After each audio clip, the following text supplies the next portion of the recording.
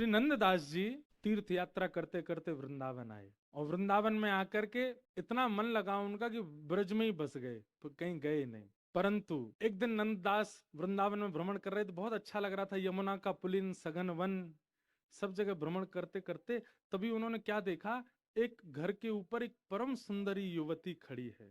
उसका मुख देख करके जी स्तब्ध हो गए, पलक झपकना भूल गए, देखते रहे उसके चित्त को, उसके स्वरूप को। वो अपना कार्य करके जैसे ही चली गई तो नंददास व्याकुल से हो गए, कहाँ है कहाँ है, ढूंढने लगे, खिड़की से झांकने लगे, द्वार पर ही पहुंच गए। किसी ने आके दरवाजा खोला, बोले बताइए क्या काम।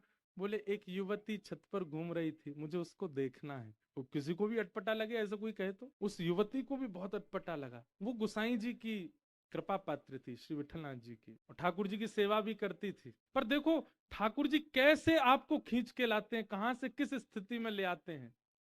इसमें भी गुरु कृपा भगवत कृपा दोनों विद्यमान है। द्वार पर ही बैठ गए और नंददास स्वयं नहीं जानते कि वो ऐसा क्यों कर रहे हैं, उनको ऐसा क्या दिख रहा है उसके रूप में जिसके लिए वो वहां स्थिर होकर बैठ गए। अब तो जैसे ही वो झांकने के लिए आवे उतनी ही झांकी कर ले नंददास जी उसकी, उसको देखने में इतने तत्पर हो जाए। उनके पति, विवाहिता थी, उसके पति लौट करके 2 दिन बाद आए तो उसने पति को बताया, बोले द्वार पे बैठे हैं और ये पता है क्या कहते हैं, बोलो उनको देखना है मुझको, मुझे तो बड़ा अटपटा लगता है इनके सन्मुख जाना। पति ने जाकर के नंददास जी से कहा, बोले ये आप जो व्यवहार कर रहे हैं उचित नहीं है, ये कैसे आप यहाँ बैठ करके और उनको देखना चाहते हो, ये कोई अच्छी बात है ना, तो आपके लिए अच्छी ना हमारे लिए अच्छी, आप जाइए यहाँ से, ये कोई उत्तम व्यवहार नहीं है आपका।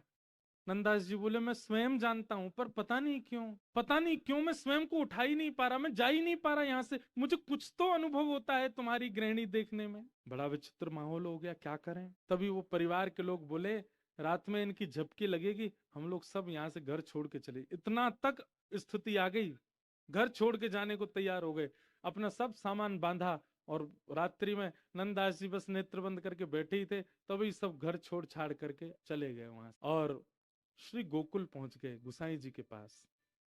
और गुसाई जी से जाके कहा यहीं बसा लो, यहीं हमको कोई व्यवस्था करवा दो, यहीं कोई घर की ऐसी व्यवस्था हो जाए, यहीं हम रह जाएं, हमको जाना ना पड़े। गुसाई जी